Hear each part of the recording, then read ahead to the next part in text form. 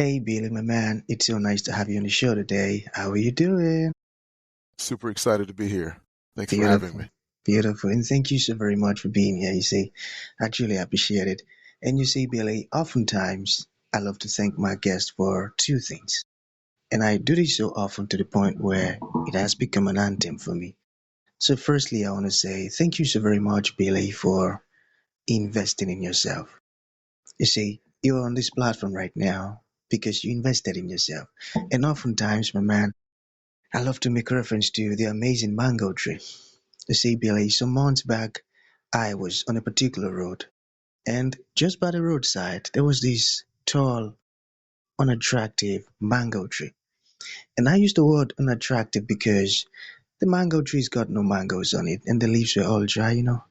So I just walked past it and I went my way. But you see, Billy, just recently, I was on that same road. And this time around, a lot's changed about the mango tree. You see, the mango tree caught my attention pretty good from a distance, and immediately I got the urge to move so close to it, of which I did, and it wowed me. Because now the mango tree's got a lot of mangoes on it, beautiful green leaves and healthy branches, and not just mangoes now, Billy, but ripe mangoes.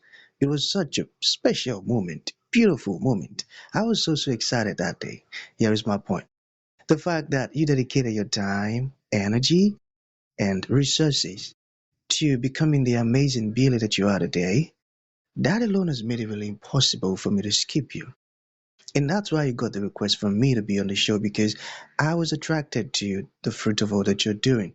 Your philosophies, your insight, the impact your work is having, how you're offering your solutions, it's amazing. And just before I sent you that request, I said to myself, I've got to benefit from these beautiful things Billy's doing. Not only me now, but even the audience. And here we are today with the amazing Billy. So thank you so very much for doing that to yourself. And secondly, thank you for saying yes to the invite. Because if you had said nope, there was nothing Elisha could do about it. Thank you so much, my man. No problem. No problem. Beautiful. So let's get started. You see, I'm quite excited to have you on the show today, Billy, for some reasons. Firstly, my interest in knowledge seeking. I believe in order for one to transition from a terrible situation to that of a beautiful one, I believe it takes the application of knowledge, quality information, and not just knowledge now, but the application of it. And you see, Billy, ever since I discovered that light in the Hebrew means knowledge and darkness means ignorance, I've been so keen to knowledge seeking because I do not want to remain in the dark. So that's going to make our conversation today very, very important to me and even to the listeners. The second reason I'm excited to have the amazing Billy on the show is for the sake of the listeners. I say, Billy, we live in an age where information is as abundant as grains of sand. We've got lots of information flying out there. So these folks trust me for quality, high opening, and very important information, of which I am totally convinced, Billy, that our conversation is going to be insightful and impactful. So for that reason, my man, let's get started with your introduction. Talk to us about your personal or professional journey. Because right now we are so curious. We want to know how Billy got here. Then afterwards, I've gotten some beautiful questions for you. Okay, Billy, over to you. Yeah. So, I mean, I guess it starts back. All of us, we go back to, where we started from as a young pup. When we were raised, and I think for me, you think about my evolution in terms of how I got to where I'm at. I was raised in a Midwestern part of the United States, so the Midwest, that's Michigan. And so within that, both my grandparents, my father's mother and my mother's mother both had farms. And I think that they were raised on farms. And so being acclimated to that, I noticed immediately that they were used to hard work. And so within that framework, they were also givers, so they would give a lot, to other families, other people, whether it was just a place in there. I remember at one point I saw my father's mother. Um, he opened up the doors of her house for people to rent and live in. And so I think whether it was my mother's mom, she would give a lot in terms of food. And so I saw a lot of giving.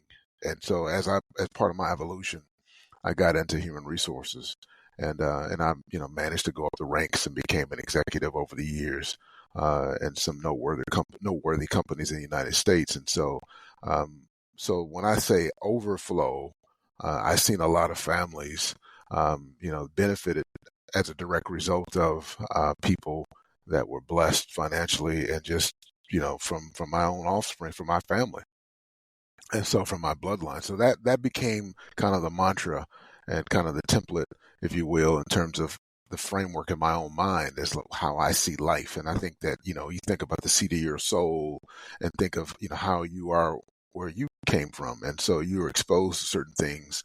And so for me, I was exposed to visibly seeing people give a lot and receive a lot. And I think that, so when I started Overflow Nation, it was just, it was what I've seen in my own eyes. And so I envision a world where, there's less homelessness and there's less people in the need. And I think that we have to, see the world and where we're at. And I think that you got to break free from the normal, the grind every day. You got to continue to dream. You got to continue to manifest these things. And I think if we don't have people like this in our world, then we're going to have this continuation where people just continue starving and whatnot. So that's the grand scheme of it all, But if we take it down a notch, so me encompassing all that, right? Me encompassing how I see things, like how can I contribute to this world?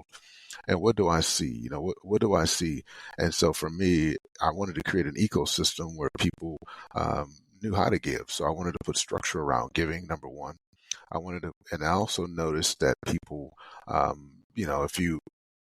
people felt that I've ran into people in my life who says, well, you should not don't try to receive, but just give. And I said, well, let me challenge that. Let me challenge. What if we track that? What if we would track that data? What if we were to actually track every time we gave? We could actually identify if we were getting fivefold or tenfold. And so I created the structure around that. So a while ago, I wrote a book called The Answer. And if you read the book called The Secret, if you could surmise that book into one word, it would be manifest. How could you manifest things in your life? And so The Answer, which is out in the Amazon, is that you can purchase it now. If I could surmise that book into one word, it would be activation. So when you think about, manifestation plus activation equals overflow.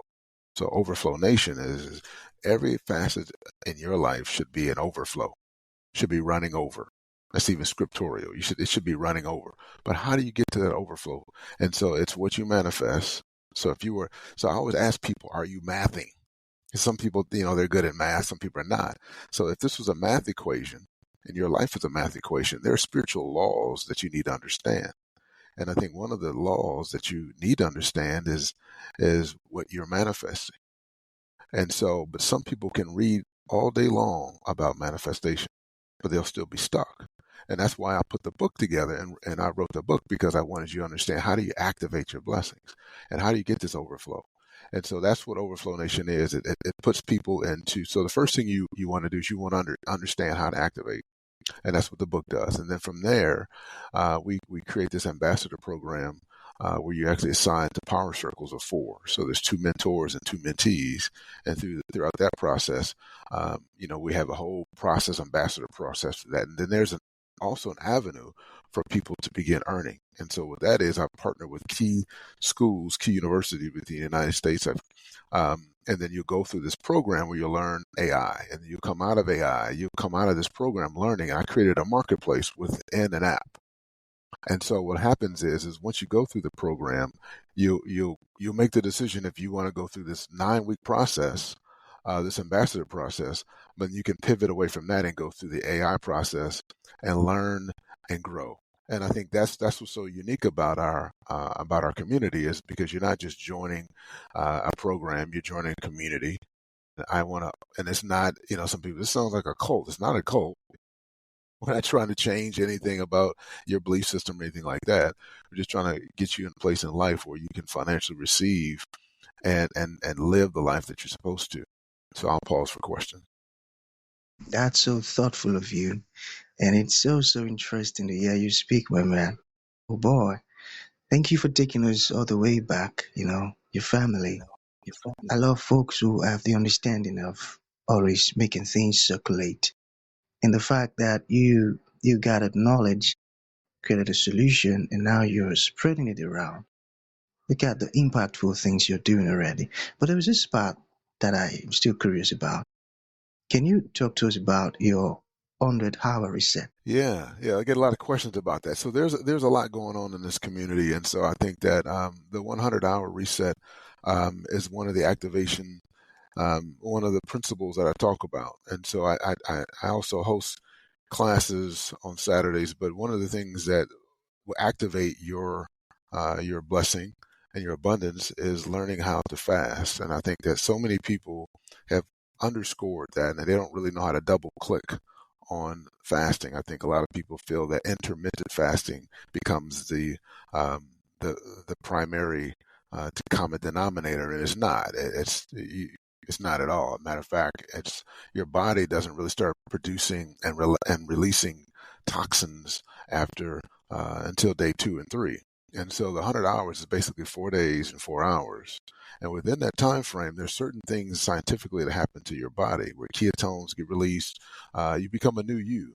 And I think there's a lot of clarity going involved. And so part of the class, and this is again high level for this podcast, but we introduce you every hour what takes place and why it's so important for you to to gut it out, and to really sacrifice and experience the clarity that you'll get and receive, and get this new deepened awareness that you'll receive within your life. And I think that's what the 100 hour is, and so it's going to take something different, because if you've ever heard the word insanity, you do the same thing over and over again, and we see the same thing every year where people, they go to their 9 to 5.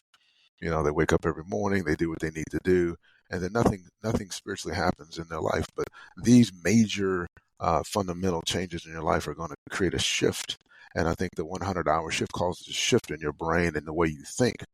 And if I could put a blanket or a bucket of water on somebody, it would be every morning you're the most analytical from like 8 to 11. That's everybody. And then from that point on, you go on with your life. But most people don't take the time out to meditate, to think about these things. But what the 100-hour shift does, it creates these ketones in your brain where you'll actually experience that for 24 hours, 48 hours on the latter part of the 100-hour shift. But you got to get there. And so when the neat thing about these power circles is you're not doing it alone. I found out when I was doing this alone, it was very difficult. But when you have other people within the community through the app, it can be in different parts of the world. I said, "Hey, I'm starving right now." I said, "I know, I'm hungry too." But just hang in there, brother. Hang in there, sister. You can do it. And I think that's the unique thing. That's why I wanted to create a community, because if you try to do these things on your own, we've seen the conversion rate go down and lessen. So we want to increase that conversion rate, and we want people to make it through a 100-hour shift, and that's why I created the community. Beautiful. And I can relate so well to that. You see, fasting is so powerful. I got that. So why did you leave your 20 plus year HR career? Yeah, so within that, it's just more of the clarity that you get as part of the fasting. You start to see, your true purpose, and I think that I think that's it. I think understanding what my purpose is, and I think devoting that time is vitally important. And so when you have a vision and a purpose, to me, that's big, you have to devote your time. And so there may come some sacrifice involved. And I think that was the initial reason why. Exactly, exactly. There is nothing as beautiful as discovering your purpose, the true reason for your existence. Okay, so what blocks do you think keep people stuck? Yeah, I think it's not having the clarity and spending time with themselves. I think that because love gets in the way, which is fine. Kids, family, but I think that you have to understand how to love yourself. And I think when you were born into this world, a lot of us were born into debt. Our families had debt, and our parents couldn't really, uh, you know, finesse and deal with some of the things that we were dreaming at 5 and 6 and 7 and 8 years old. We were dreamers, and somewhere along the way, we stopped dreaming. And as adults, there's so many critical things in our life that requires our focus that we can't go back to those. So I think that the answer, the book that I created, was more so for you to identify what that is. And so I wanted to create kind of a structured plan for you. And I think that's what that does. Because when I read other books on how to manifest, it introduced me to the concepts, but I had no activation. And so I think that to answer your question, I think it's just we stop dreaming. You got that. I got that. So I want you to talk to us more about your 9-week system. How does it work? Can you give us more details on that? Yeah, I think I think that's a fair question. I think that a lot of people, a lot of people ask that question because they want to dive into it. And I think the easiest way for me to dive into this would really be to kind of walk you through the entire process. And I think that once you understand every single week, you're going to be assigned a certain responsibility. And I think that when you look at the book, every chapter goes into detail regarding this. And I think that becomes the main focus, if you will. And so the first thing it dives into is identifying what you just spoke about as what's blocking you, what's preventing you from driving your behavior to where it needs to go. And I wrote this book because I didn't want to use any $100 words. I wanted to use $5 words. If I was explaining this to a fifth grader or a kindergartner, could they understand? Because I think we get so sophisticated in life as an adult that we forget that people still want to learn. And so the first thing is identifying what's blocking you, and you just identify that. And then the next phase is looking in the mirror. And so there's a mirror phase to identify who are you when nobody's looking? When nobody's looking, and what are you trying to achieve out of life? And so there is going to be some time where you're going to need to sit down. I call it your Starbucks moment. This cup of coffee, Starbucks. I call it the Starbucks moment, where you sit down in your lazy boy or at home, wherever that place is, and you just start to think about, and you just start to journal about what it is. You need to write it down. You need to write it down. And I think that you'll find it come to pass. But some people don't know how to write it down, I think. So then there's going to have to come that fasting element. And that's what drives that behavior, is that fast, because there's certain things that's just not going to come from food, and comfort's going to come from just gutting it out. And I think that's why the military in any country put so much focus on physical fitness and training, because they want to try to change who you are in terms of creating a new soldier. So I think that that's ultimately what you need to understand is you're going to create a new person inside of you. Does that make sense so far? Yeah, so I guess overflownation.com is the best way to if you visited my site, you can actually purchase my book there. You can drop in your email, it'll come straight to me. But that's the easiest way is overflownation.com. If you want to, my Instagram is at @overflow_nation. But the easiest way to get everything is overflownation.com. If I was going to leave something with your audience, it would be to focus on your story. What are you your story's not over yet. You may be in your 50s, you may be in your 40s, you may be in your 30s, maybe in your 60s, but your story's not over yet. And I think that you need to identify with who you are. The world is not, God is not done with you. The world is not done with you yet. And so there's a lot more that has to happen. So thanks for having me. And I really appreciate this. Thank you. Thank you.